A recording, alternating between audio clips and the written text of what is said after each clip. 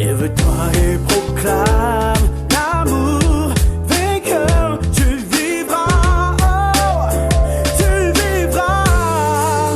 Lève-toi.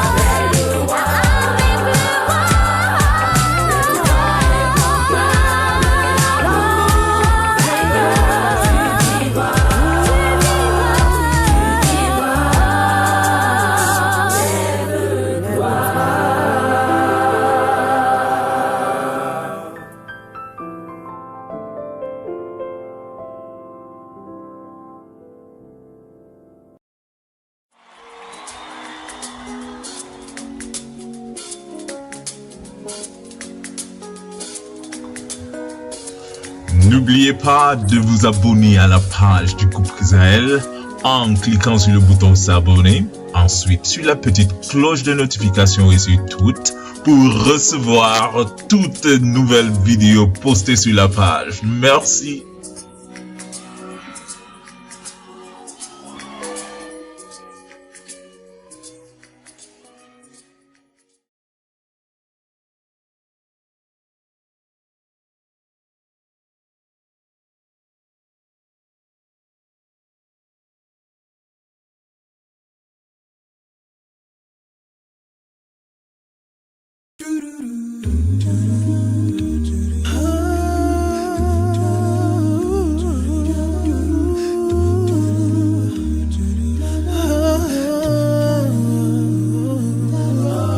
Father, I've sinned. I've gone far away. Not for a moment did I seek you. The pleasures of sin have kept me blind. A chance of forgiveness I can't see. Father, I don't know what I do. Please forgive me. Open my eyes. You can see lost and bind us with your love. Bind us with your love. Yet we're so blind to see heaven's open doors. Oh, deep in the misty mountain of sin. So long, so long. Lord, fix me.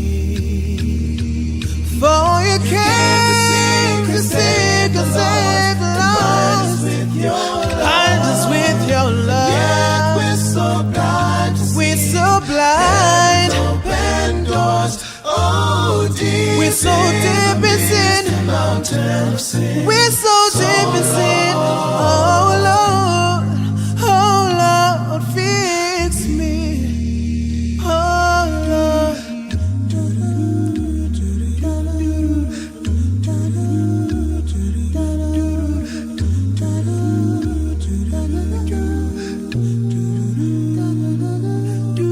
I preach about the word and sing about it too, but I'm nowhere close to being the word I preach.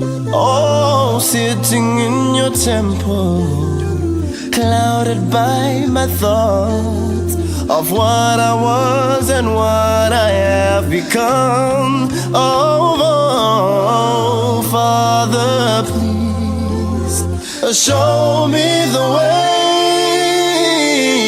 Please forgive me. Open my eyes. You came to save the lost and bind us with your love. Yet we're so Blind to see. Heaven's open doors. Oh, deep in the misty mountains.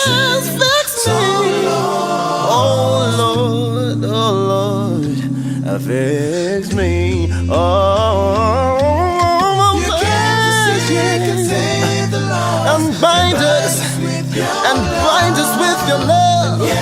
Yet we're so blind to see. Heaven's open door for deep in the misty mountain of sin. Father, I plead to you. Oh Lord, fix me. Oh, Father, I plead to you. Fix me. Father, I plead to you. Fix me.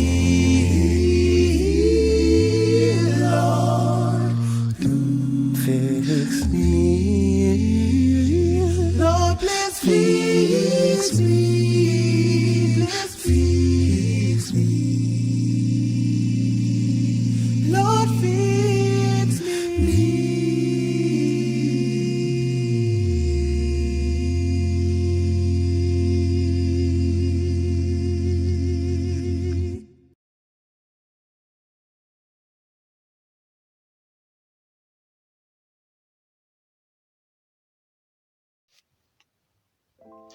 Mesdames et messieurs, chers amis téléspectateurs, chers amis auditeurs, vous qui nous prenez dans le cadre de cette émission chaque sabbat, que la grâce de notre Dieu soit avec vous. Nous étudions la 6e leçon de cette série sur le livre des Hébreux, Jésus le prêtre fidèle. Au fur et à mesure que l'apôtre Paul progresse dans son propos, dans ce livre, Jésus est présenté comme un grand prêtre, un grand prêtre céleste qui nous représente, qui intercède pour nous devant le Père. Les prêtres étaient censés être les membres de la tribu de Lévi, de la famille d'Aaron. Or, Jésus était de la tribu de Juda. Comment expliquer ce changement dans la lignée sacerdotale? Nous allons nous découvrons dans cette leçon Jésus-Christ, un prêtre parfait. Et puis cette leçon nous présente Jésus-Christ dans sa fonction de médiateur, dans son lignage, selon l'ordre de Melchisédek, son droit, sa norme, et puis son caractère en tant que prêtre. La leçon s'ouvre avec la présentation de Christ dans sa fonction de médiateur miséricordieux. Hébreux chapitre 5, verset 9, conduit à sa perfection, il est devenu la source d'un salut éternel pour toutes les personnes qui lui obéissent. L'une des tâches des prêtres était de servir de médiateur entre Dieu et les hommes, et vice-versa. Aussi pécheur qu'il soit, le prêtre pouvait comprendre ce pour qui il servait de médiateur. C'est pourquoi il devait être patient envers les ignorants et ceux qui sont égarés. Jésus n'a pas péché, mais il a pris notre nature et il a été conduit à la perfection par l'obéissance et la souffrance. Et de cette façon, donc, il s'est montré capable de nous comprendre et de nous aimer. Son obéissance et sa souffrance l'ont qualifié pour être un prêtre, un médiateur miséricordieux entre Dieu et les hommes. Nous entendons souvent parler de l'ordre de Melchisédek. En effet, Dieu l'a déclaré grand prêtre à la manière de Melchisédek. Donc, quand on dit selon l'ordre de Melchisédek, vous devez comprendre qu'il s'agit de... C'est encore synonyme de à la manière. De quelle manière Melchisédek était-il déclaré prêtre? Nous savons, d'après le récit de Genèse chapitre 14, verset 17, qu'Abraham revenait d'une bataille au cours de laquelle il a délivré Lot du pouvoir des rois de Kedalaomer. Et lorsque le roi de Salem, Melchisédek, qui était aussi un grand prêtre, est sorti, il a béni. Bon, l'Ancien Testament ne fait qu'une seule mention de ce nom, de ce prêtre-là, dans Psaume chapitre 110, verset 4. À partir de ce texte, Paul utilise l'histoire incomplète de Melchisédek comme un type de Jésus-Christ. Donc, Melchisédek est semblable au Fils de Dieu, Hébreux chapitre 7, verset 3. Jésus est roi et prêtre. Il est éternel, sans commencement de jour et sans fin de vie. Donc, Jésus n'a pas succédé à Melchisédek, mais son sacerdoce est semblable à celui de Melchisédek. Melchisédek, il était prêtre à la manière de l'Éternel. Comment est-il devenu prêtre? Comment Dieu a-t-il fait de lui un prêtre? Prêtre de l'Éternel. Alors, dans la Bible, dans le Nouveau Testament, Melchisédek est considéré comme le prototype, comme le type de Jésus-Christ dans la prêtrise, c'est-à-dire qu'une prêtrise dont qui n'est pas liée à une lignée humaine, à la tribu, à une consécration humaine, mais une prêtrise qui est le fait d'une décision divine, d'une grâce, d'une dispensation divine. Donc, alors, le changement dans la loi sacrificielle, alors, bien que les médiateurs entre Dieu et les hommes n'étaient pas parfaits, c'est-à-dire que les prêtres, il est tout moins important de savoir que ceux-ci étaient appelés eux-mêmes à offrir des sacrifices pour le pardon de leurs péchés. Et pour cette raison, ils ne pouvaient pas rendre parfaites les personnes pour lesquelles ils intercédaient. Leur sacrifice même ne pouvait pas donner la perfection. Nous avons donc besoin d'un prêtre parfait pour nous rendre parfaits devant le Père. Et pour ce faire, il est nécessaire de changer la loi du sacerdoce. La loi du sacerdoce, le principe sacerdotal, c'est-à-dire, au lieu que ce soit les descendants de la tribu de Lévi, les descendants de la tribu d'Aaron, les descendants d'Aaron, que ce soit plutôt des prêtres de l'ordre de Melchisédek, à la manière de Melchisédek, des prêtres que Dieu lui-même institue, des prêtres éternels, des prêtres qui sont au-delà de la lignée humaine, des prêtres qui sont au-delà de la tribu, mais des prêtres à la manière de Jésus-Christ, n'est-ce pas, qui sont de l'ordre de Melchisédek, des prêtres qui transcendent l'humain, qui transcendent la tribu, des prêtres éternels. Et c'est ce que Jésus-Christ est justement, le prêtre, le grand prêtre, le prêtre éternel, le prêtre selon l'ordre de Melchisédek, le prêtre qui intercède pour nous, le prêtre parfait, qui offre justement aux hommes la possibilité d'entrer dans une alliance meilleure avec Dieu. Par conséquent, Jésus est aussi celui qui nous garantit une alliance meilleure. Hébreux chapitre 7, verset 22. En changeant les lois sacerdotales, l'ancienne alliance, dont l'un des fondements était le sacerdoce d'Aaron, devait disparaître et être remplacé par une nouvelle alliance fondée sur le sacerdoce de Jésus-Christ lui-même. Dans la nouvelle alliance, la faiblesse de leur gardien prêtre aaronique est remplacée par la vie indestructible du nouveau gardien, le nouveau grand prêtre, Jésus, selon l'ordre de Melchisédek. Alors, Jésus-Christ est le prêtre parfait. En quoi Jésus-Christ est-il prêtre parfait? Et cette perfection réside dans quoi? Hébreux chapitre 7, verset 26. Jésus est donc le grand prêtre qu'il nous fallait. Il est uni à Dieu sans défaut, sans péché. Il a été séparé des pécheurs et élevé très haut dans les cieux. Alors, Jésus est un prêtre parfait. Tout d'abord, à cause de sa sainteté, c'est-à-dire qu'il est littéralement pieux, agréable à Dieu. Il ne cherche qu'à faire sa volonté. Il est innocent. Il n'y a pas de péché en lui. Il n'y a pas de malice, pas de vindicte. Il ne cherche que le bien des autres, sans penser du mal de personne. Pas de tache en lui. Il est pur et sans péché. Bien que tenté en toutes choses, il n'a jamais succombé au péché. Il est mis à part des pécheurs. Lorsqu'il est monté au ciel, il s'est séparé des pécheurs et il intercède pour eux. Il est rendu plus sublime que les cieux. Il est exalté au-dessus de tout ce qui existe comme Dieu lui-même. Alors, la leçon de cette semaine nous montre que Jésus-Christ est le prêtre, le médiateur, l'intercesseur, l'intermédiaire, celui-là qui constitue même le trait d'union entre la divinité et l'humanité. Il est sage, il est bénéfique, il est même salutaire pour nous de nous attacher à Jésus-Christ chaque jour de notre vie, parce qu'en lui, nous avons la vie, nous avons la réconciliation, nous avons l'amour de Dieu, nous avons ce dont nos âmes ont le plus besoin pour entrer dans la communion avec Dieu, une communion qui nous conduira jusqu'aux portes de l'éternité. Que Dieu vous bénisse.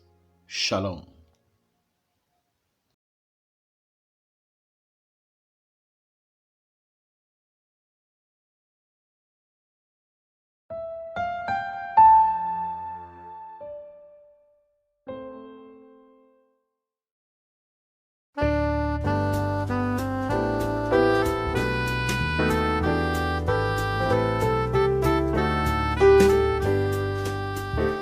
Bénis son Dieu par nos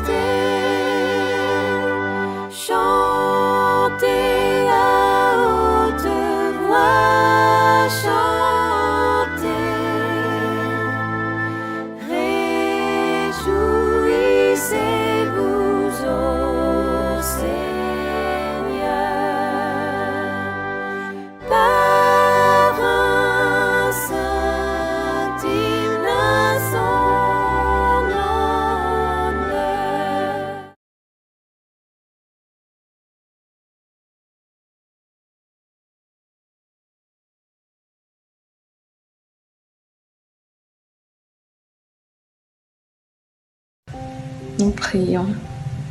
Éternel notre Dieu, notre Père, que la gloire, l'honneur, la puissance, la majesté, l'adoration te soit due, éternité en éternité, parce que tu es Dieu. Seigneur, en ce jour, nos âmes bénissent ton nom, reconnaissant ton amour ineffable dans nos vies, reconnaissant tes hauts faits dans nos vies. Mais Seigneur, malgré ton amour ineffable, nous reconnaissons que nous sommes de nature pécheresse. C'est pour ça qu'au nom de Jésus-Christ, nous t'en supplions, tendre et bon Père Céleste, d'accomplir ta promesse qui dit que celui qui avoue ses iniquités et le délaisse obtient ton pardon. Seigneur, nous reconnaissons que de nous-mêmes, nous ne pouvons pas délaisser nos iniquités. C'est pour ça qu'au nom de Jésus-Christ, nous t'en supplions de nous baptiser, nous tes enfants, de la plénitude de ton Esprit Saint, afin que celui-ci nous donne la force de délaisser toutes nos iniquités. S'il te plaît, Père, daigne donc effacer toutes nos iniquités dans ton livre de vie et dans nos vies au nom de Jésus-Christ. Par-dessus tout, Seigneur, nous voulons être des sermons vivants, particulièrement nous les membres du groupe Espérance et Vie. Permets que ce que nous disons, c'est ce que nous faisons, afin de te rendre gloire. Reçois donc ces prières comme un parfum de bonne odeur. En Jésus-Christ, nous t'avons ainsi prié, nous te rendons grâce. Amen.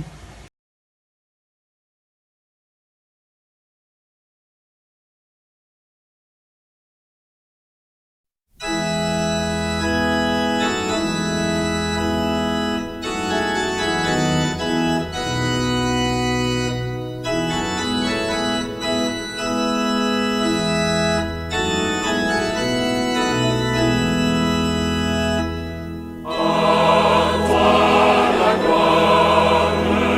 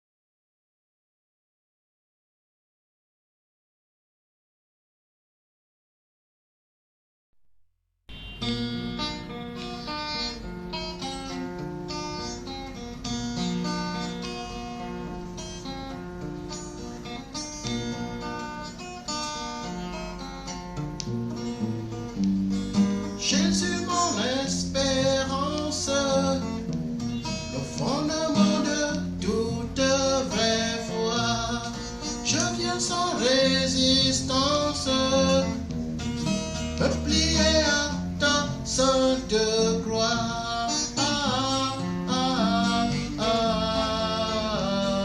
Jésus mon espérance.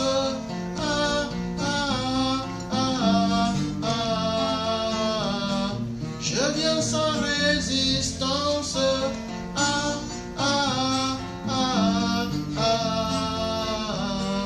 Me plier à ta sainte croix.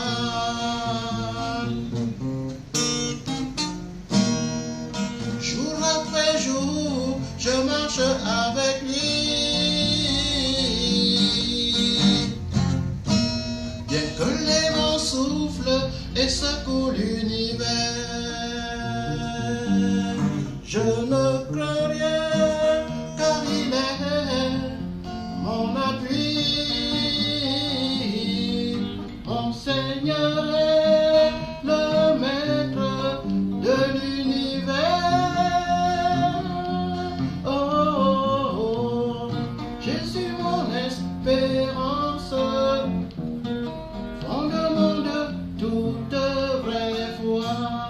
Je viens sans résistance, me plier à ta sainte croix.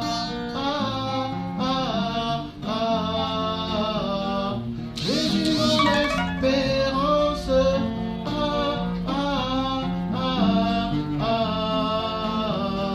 Je viens sans résistance.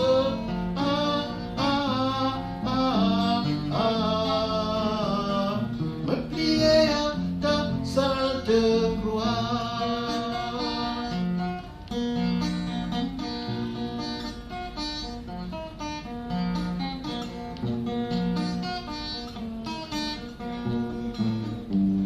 Il aime le monde, il a souffert pour lui. Le plus misérable se jette dans ses bras. Venons à lui si nous sommes dans la nuit. Ne craignons rien, car il nous tend ses bras. Oh, oh, oh, oh.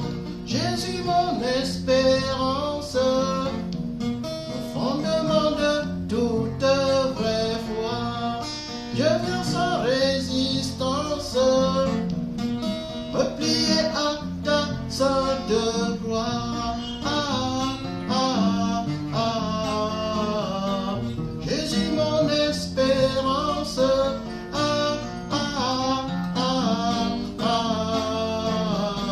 Je viens sans résistance.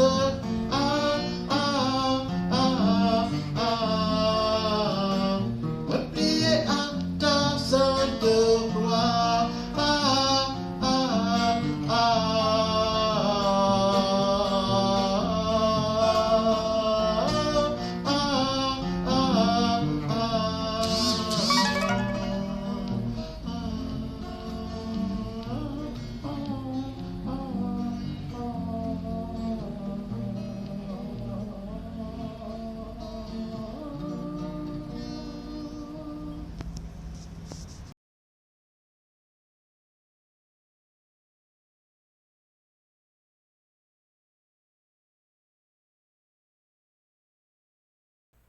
Chers frères et sœurs en Christ, chers amis et auditeurs, bonjour et bon sabbat. C'est un privilège pour moi de pouvoir vous souhaiter une fois de plus une cordiale bienvenue à votre émission Espérance et Vie. Le titre du sermon de ce sabbat est Le corbeau et le renard. Le corbeau et le renard. Prions. Merci Saint-Esprit pour tes bienfaits. Merci Seigneur Jésus-Christ pour ta protection envers tous tes enfants. Merci Père éternel pour ta bénédiction que tu as prévue pour tous tes enfants.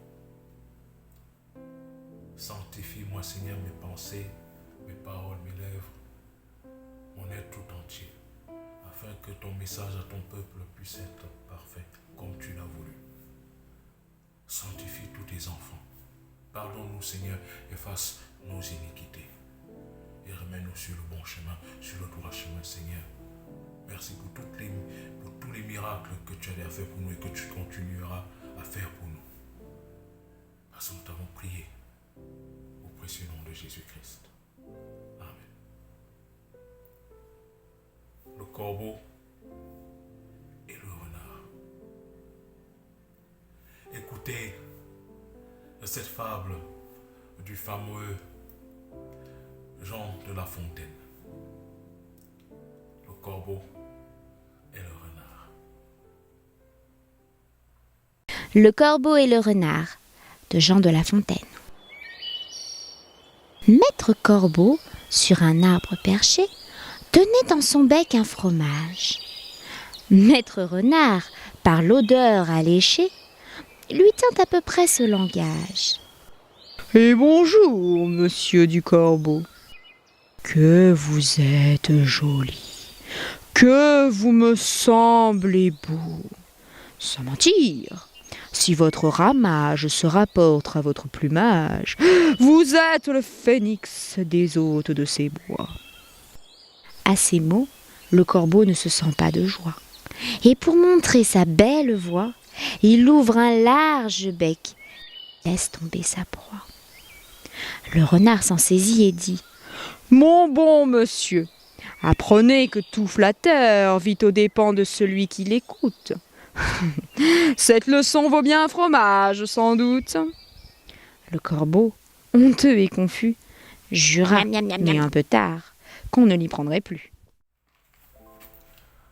Vous avez suivi la fable de Jean de La Fontaine. Une fable très populaire avec un message très profond. Mais il est important que je puisse d'abord vous faire connaître, chers amis auditeurs, chers frères et sœurs en Christ, que le corbeau est un oiseau impur. Un oiseau que Dieu a demandé de ne pas manger. Et vous devez savoir, chers amis, que dans le domaine de la sorcellerie, il y a deux espèces d'oiseaux très dangereux. Deux espèces d'oiseaux qui sont le plus utilisées par les démons que par les sorciers. Il y a deux oiseaux. Le plus populaire et l'oiseau qui fait le plus peur, vous le connaissez, c'est l'hibou. Mais ce que vous ignorez aussi, et que ce que beaucoup ignorent, est aussi que le corbeau est très dangereux. Ce n'est pas que l'oiseau en lui-même est dangereux, mais les puissances des ténèbres utilisent beaucoup aussi le corbeau comme l'hibou. Le corbeau est un oiseau que les démons, les puissances des ténèbres aussi utilisent. Et vous allez voir que ces deux oiseaux, la Bible nous dit clairement que ce sont des oiseaux impurs. Et quand la Bible déclare quelque chose impur, alors ça veut dire que c'est une chose qu'il faudrait faire attention. C'est une chose exposée aux puissances des ténèbres, que les puissances des ténèbres peuvent utiliser. Et lorsqu'on ouvre la Bible dans Lévitique chapitre 11, à partir du verset 13, c'est ici que nous aurons la confirmation que le corbeau est un oiseau impur, aussi l'hibou. Lévitique chapitre 11, verset 13. Voici parmi les oiseaux ceux que vous aurez en abomination et dont on ne mangera pas. L'aigle, l'orfraie et l'aigle de mer. Verset 14. Le milan, l'autour et ce qui est de son espèce. Verset 15. Le corbeau. Est-ce que vous comprenez? Le corbeau. Il dit le titre du sermon, c'est quoi?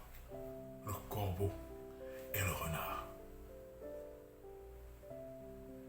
Et pour ceux qui doutent que l'hibou n'est pas un oiseau impur, le verset 15 dit: le corbeau et toutes ses espèces, l'autruche, le hibou, la mouette.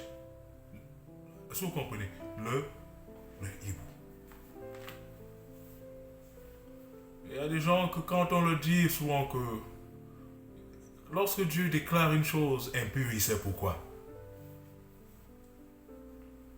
Lorsque Dieu déclare un animal impur, il sait pourquoi. Lorsque Dieu déclare un oiseau impur, il sait pourquoi. Lorsque Dieu déclare un poisson impur, il sait pourquoi. Vous allez voir les gens, vous allez que non, nous on mange ça depuis, on est toujours en santé, oh, j'ai mes enfants, ils mangent tous ces choses, nous sommes tous en santé. Vous êtes apparemment en santé. Vous êtes en santé d'apparence. Peut-être en santé, peut-être physique, mais dans le domaine du métaphysique, vous n'êtes pas du tout en santé. Vous êtes une habitation de démons. Vous êtes exposé aux démons. Vous attirez sur vous les démons. Donc, c'était pour ouvrir la page, pour vous faire comprendre que le corbeau est un oiseau que Dieu a déclaré impur. Si vous voulez donc, comme certaines personnes croient qu'on peut tout manger, pourquoi vous ne mangez pas l'hibou? Il y a combien de personnes qui ont le courage de manger l'hibou? Quand vous voulez souvent tenter les gens, allez-y donc manger l'hibou. Allez tuer l'hibou, mangez l'hibou. Vous allez comprendre que lorsque Dieu parle de certaines choses, c'est clair et net. Il y a certaines choses qui attirent les mauvais esprits, qui attirent les malédictions, qui attirent les sortilèges, qui attirent les présences des ténèbres, les puissances des ténèbres. Voilà pourquoi nos aïeux qui connaissaient ces principes avaient interdit aux femmes enceintes de manger ces choses. Une femme enceinte qui a le courage de manger un hibou, bon, soit elle-même elle est sorcière et qu'elle veut transmettre l'esprit maléfique à son bébé. Une femme enceinte qui a le courage de manger le corbeau, soit elle-même elle est sorcière, ou alors vraiment elle est aveugle, elle ne sait pas ce qui. Oui, c'est pourquoi vous-même, vous savez qu'il y a certaines choses qu'on ne mange pas. Et dit que le titre du sermon c'est quoi? Le corbeau et le renard. C'était pour vous faire comprendre que pourquoi le corbeau? Pourquoi ne pas la colombe et le renard? Pourquoi Jean de La Fontaine n'a pas choisi un oiseau pur comme la colombe? Pourquoi n'a-t-il pas donné le titre, à inventer cette fable en disant la colombe et le renard? Et je me suis dit que Jean de La Fontaine a été inspiré parce que la colombe est un oiseau pur qui symbolise la sagesse. Non seulement la paix, mais la sagesse. On ne peut pas tromper une colombe. On ne peut pas tromper la manifestation de la sagesse. Parce que quand on est sage, on vit dans la paix. Les hommes et les femmes sages sont des symboles de paix. Pourquoi est-ce que Jean de La Fontaine n'a pas donné le titre la colombe et le renard? Parce que la colombe, non seulement qu'est un oiseau pur, symbolisant la paix, symbolisant la sagesse, symbolise la pureté. On ne peut pas détourner la sagesse. On ne peut pas tromper l'intelligence. On ne peut pas tromper la sagesse.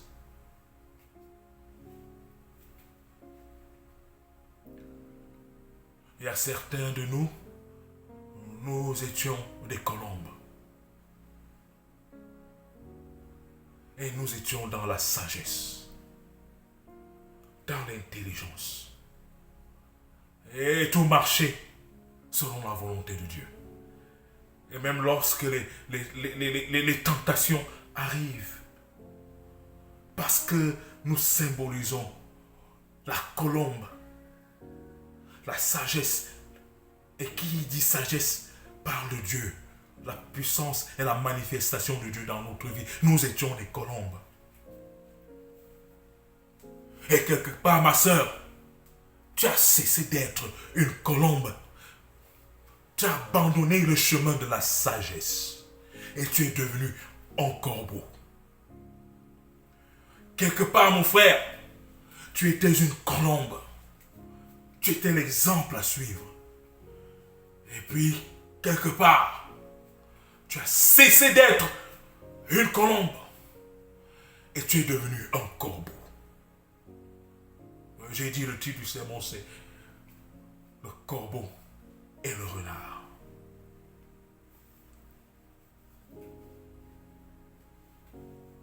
Mon frère,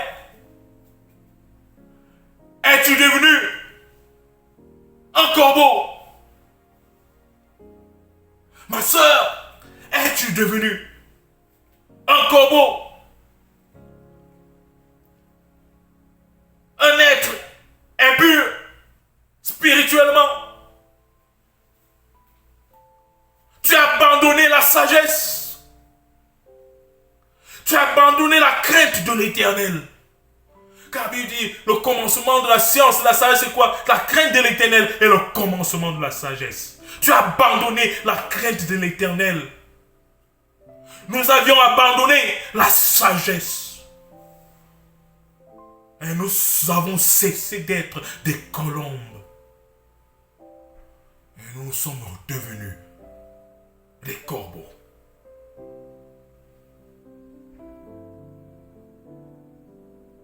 Des maisons d'habitation de démons. Des sujets à l'esclavage du péché. Nous sommes devenus des démoniaques. À partir du moment où nous cessons d'être des colombes, à partir du moment où nous cessons d'être le symbolisme de la sagesse, la crainte de l'Éternel, à partir du moment où la crainte de l'Éternel nous a abandonnés, nous avons cessé d'être des colombes et nous sommes devenus des corbeaux. Et Jean de La Fontaine de bien donner cette illustration dans sa fable. Qu'un corbeau manque de sagesse. Qu'un corbeau manque d'intelligence. Qu'un corbeau manque de discernement et se fait tromper par le renard. Le renard ici qui symbolise Satan. Le renard ici qui symbolise les puissances des ténèbres. Le renard ici qui symbolise les méchants. Le renard ici qui symbolise le malin. Et qui est le malin? Satan. Satan est le malin. Ma sœur, es-tu déjà en train de devenir un corbeau? Mon frère, es-tu déjà en train de devenir un corbeau? Es-tu en train de te transformer? De quitter là où le lieu de la bénédiction, de la sagesse, de la pureté, de l'obéissance, pour devenir un corbeau. Vous voyez, La Fontaine illustre le corbeau avec quoi? Le fromage. Tu peux sembler vivre dans l'abondance. Mais quand tu n'as pas la crainte de l'Éternel, quand tu n'as pas la sagesse qui est le commencement de la sagesse, la crainte de l'Éternel, quand tu as abandonné la crainte de l'Éternel, quelle que soit l'apparence de l'abondance du succès, tu n'es pas dans l'équité. Ma soeur, tu n'es pas dans l'équité, mon frère. Quand tu es devenu un corbeau, quand nous devenons des corbeaux, nous savons même vivre dans l'abondance, dans la joie. Mais nous ne sommes pas en réalité dans l'abondance parce que tout peut arriver. Les renards nous guettent.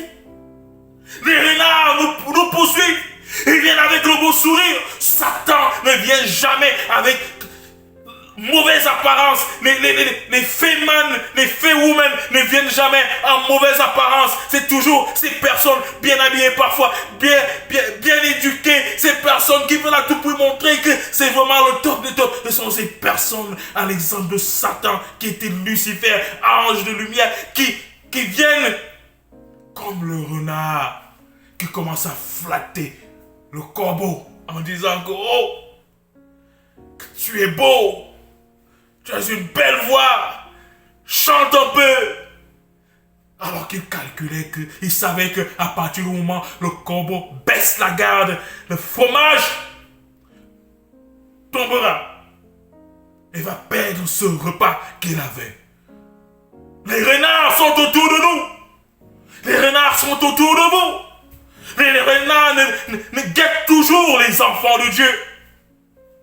Et aussi longtemps que nous demeurons des colombes, aussi longtemps que nous sommes des colombes, Dieu nous donne la sagesse, nous avons la crainte de l'Éternel et nous ne pouvons pas être trompés par ces renards, parce qu'un renard ne peut pas tromper une colombe, un renard ne peut pas tromper un oiseau pur.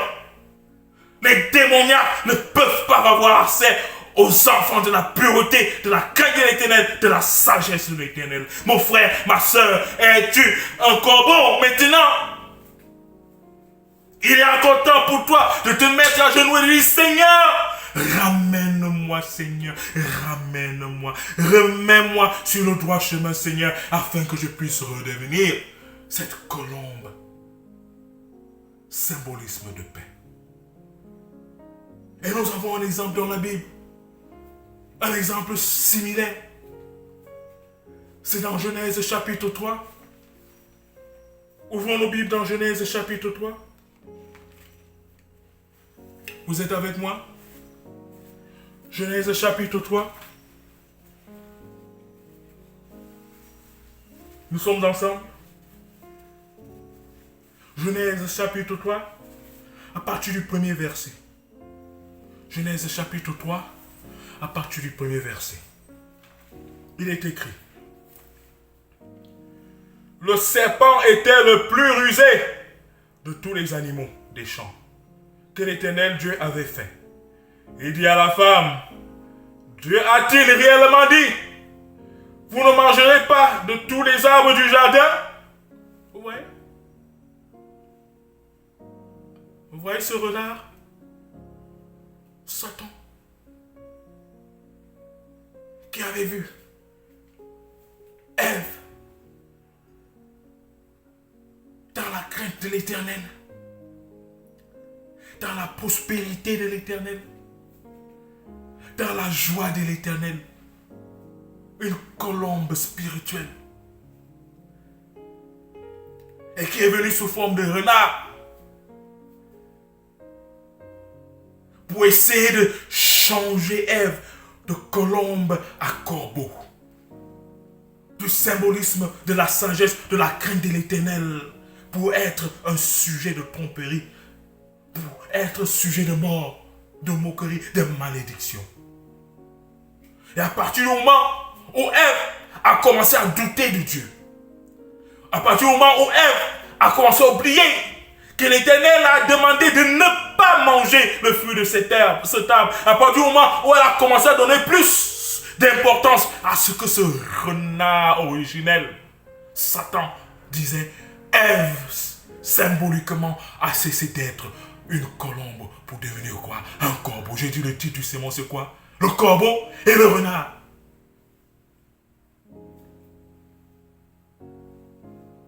La femme répondit au serpent, verset 2. Nous mangeons du fruit des arbres du jardin, mais quant au fruit de l'arbre qui est au milieu du jardin, Dieu a dit, vous n'en mangerez point, et vous n'y toucherez point, de peur que vous ne mouriez. Alors le serpent symbolisant le renard. Alors, le serpent dit à la femme, vous ne mourrez point, mais Dieu sait que le jour où vous en mangerez, vos yeux s'ouvriront et que vous serez comme des dieux, connaissant le bien et le mal.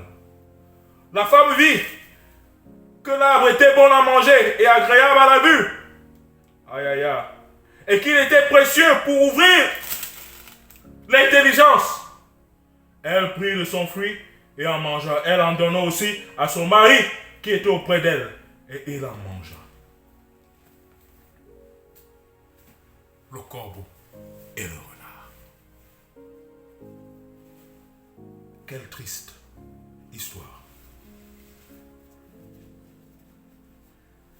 Satan étant jaloux de la création de Dieu, de la créature de Dieu, de la créature qui a été créée à l'image de Dieu, selon sa ressemblance. Vous devez savoir, chers amis et auditeurs, chers frères et sœurs, que nulle part il est écrit dans la Bible que les anges ont été créés à l'image de Dieu. Même quand les anges sont un peu plus supérieurs aux humains, mais les anges, il n'est écrit nulle part dans la Bible que les anges ont été créés à l'image de Dieu et selon sa ressemblance. Ce qui vient encore prouver cela est la réaction de Dieu. Écoutez-moi bien, chers amis auditeurs, chers frères et sœurs, vous qui êtes connectés en ce moment, écoutez-moi bien. Nulle part il est écrit dans la Bible que les anges ont été créés à l'image de Dieu et selon sa ressemblance.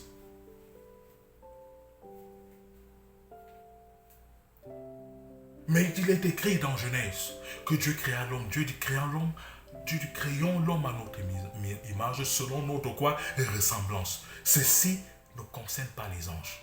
C'est-à-dire que quelque part, nous sommes mieux que les anges. Quelque part, nous sommes plus élevés que les anges. Parce que nous sommes créés à l'image de Dieu et selon sa ressemblance. Voici la preuve, voici une preuve. N'est-ce pas que Lucifer s'est rebellé? Elle a fait tomber avec lui un tiers des anges du ciel. Est-ce que vous avez entendu quelque part où la Bible dit et Dieu envoya son fils Jésus-Christ pour aller sauver les anges égarés? Vous avez entendu ça? Ce n'est écrit nulle part. Il n'est écrit nulle part où après la rébellion de Satan et les un tiers des anges rebelles, après un certain temps, Dieu a eu mal au cœur. Il a dit que non, il faut que je sauve. Qui enverrai-je? Et Jésus de répondre, mon Père, je m'en vais. Je vais mourir pour les anges. Je vais mourir pour Lucifer. Afin de les sauver. Il n'est écrit nulle part. Vous savez pourquoi? Parce qu'ils ne sont pas engendrés de Dieu. Les anges ne sont pas engendrés de Dieu. Les anges ne sont pas créés à l'image de Dieu et selon sa ressemblance. Voilà pourquoi Dieu, à un certain moment, a donné le temps aux anges rebelles, à Satan et aux un tiers des autres anges rebelles de se repentir. De se repentir, il les a donné le temps. Il a frappé à leur porte. Il a frappé à leur cœur. Repentez-vous. Mais ils ne se sont pas repentis. Dieu n'a pas envoyé son fils Jésus-Christ pour aller mourir pour les anges. Ce qui veut dire, quelque part, nous sommes supérieurs aux anges. Parce qu'il a fallu seulement que l'homme tombe et trébuche et pêche pour que Dieu soit meurtri et qu'il décide d'envoyer son fils. Car Dieu a tant aimé le monde, il a envoyé son fils, unique Jésus-Christ, afin que quiconque croit en lui ne périsse point, mais qu'il ait la vie éternelle. J'ai dit le titre du sermon, c'est quoi? Le corbeau et le renard. Voici donc Satan motivé par la jalousie, que voici des créatures qui sont engendrés de Dieu. Quelque part, ils sont supérieurs à moi. Parce que c'est des fils. C'est une fille, c'est un fils de Dieu. Ils sont engendrés de Dieu. Jaloux. Il décide donc que non, il va tout faire pour séparer les enfants avec leur père. De séparer les enfants d'avec leur père. De séparer Adam et Ève avec leur père, Dieu. Et il fait tout. Mais il ne parvenait pas, mais à partir du moment où Ève a baissé la garde, à partir du moment où Adam lui aussi a baissé la garde, ils ont cessé d'être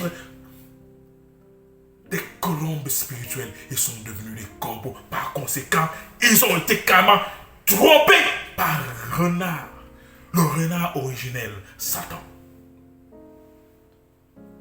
Nous devons savoir, chers amis, que dans 1 Corinthiens chapitre 10, à partir du verset 13, il est écrit: aucune tentation ne vous est survenue qui n'a été humaine.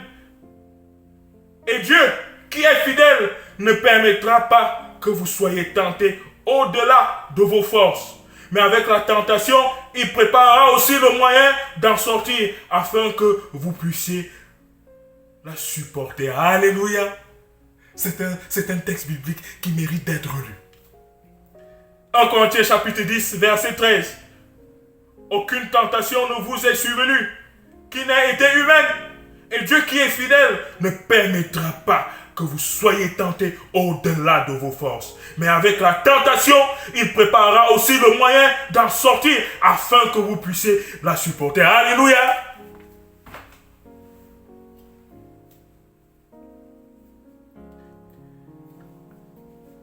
Enfant de Dieu, quelle est ta tentation? Quel est le degré de ta tentation?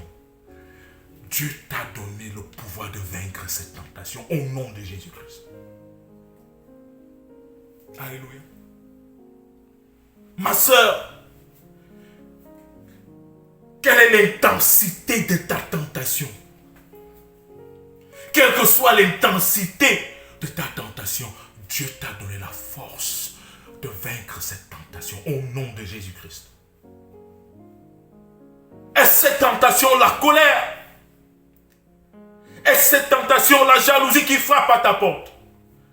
Est-ce cette tentation la fornication qui frappe à ta porte? Est-ce cette tentation l'adultère qui frappe à ta porte? Est-ce cette tentation l'ivrognerie? Est-ce cette tentation les excès de table? Tu aimes tellement la nourriture est devenue pour toi comme un dieu. Est-ce cette tentation l'argent? Est-ce cette tentation le culte de personnalité? Est-ce cette tentation la malhonnêteté? Est-ce cette tentation la sorcellerie? Est-ce cette tentation l'hypocrisie? Est-ce cette tentation l'impudicité? Est-ce cette tentation le mensonge? Quelles que soient les tentations qui sont devant nous, Dieu nous a déjà donné la force de vaincre le malin, de vaincre Satan et ses tentateurs, de vaincre les tentations au nom de Jésus-Christ. Mon frère, es-tu en train de devenir un corbeau? L'Éternel te dit aujourd'hui, tu peux refuser de te transformer en corbeau et de demeurer une colombe.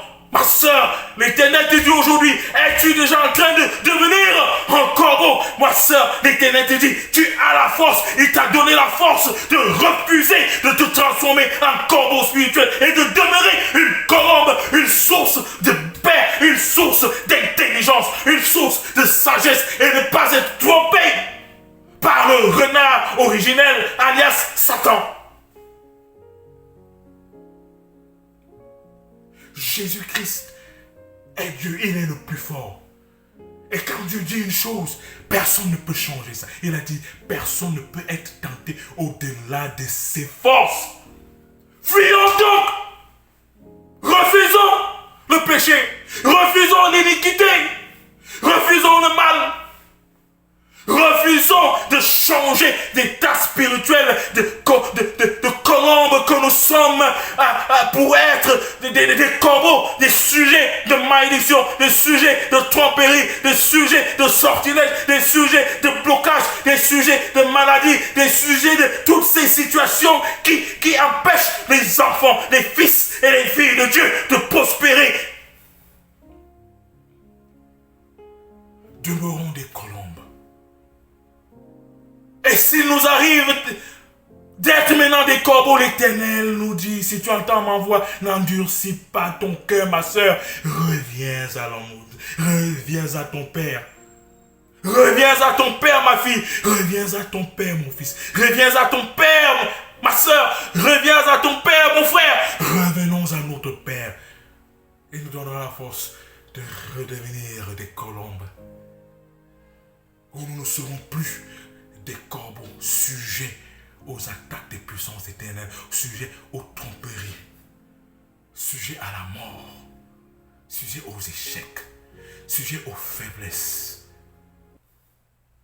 Menungul adang Satan ameti me Yesus menungul adang Satan ameti me Yesus ni wangan.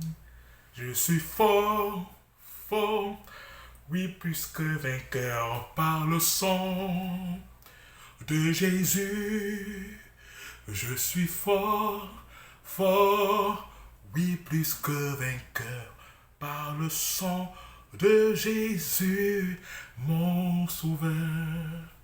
Que l'Éternel vous bénisse et qu'il nous donne la force de demeurer des colombes, qu'il nous empêche de devenir des corbeaux, mais que nous puissions demeurer des colombes, puissions avoir le discernement afin de ne pas nous faire tromper par les choses de ce monde, afin de ne pas nous faire tromper par les tentations de ce monde, afin de ne pas nous faire tromper par les sorciers, les méchants, afin de ne pas nous faire tromper par les démons, afin de ne pas nous faire tromper par Satan, et que nous puissions demeurer dans l'abondance en Jésus-Christ, que nous puissions demeurer dans la foi en Jésus-Christ, parce que nous avons prié au précieux nom de Jésus-Christ. Amen. Allez-y en paix.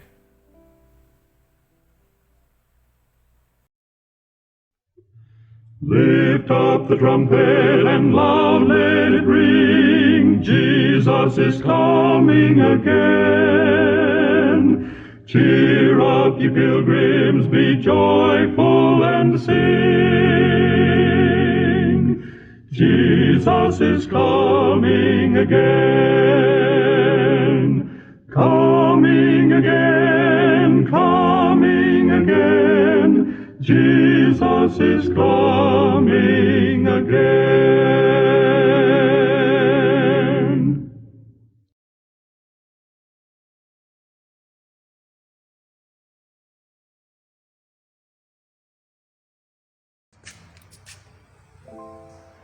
Que l'Éternel vous bénisse et qu'il vous garde. Que l'Éternel vous conduise durant toute votre vie jusqu'à l'avènement du Seigneur Jésus-Christ. En Jésus-Christ nous avons prié. Amen.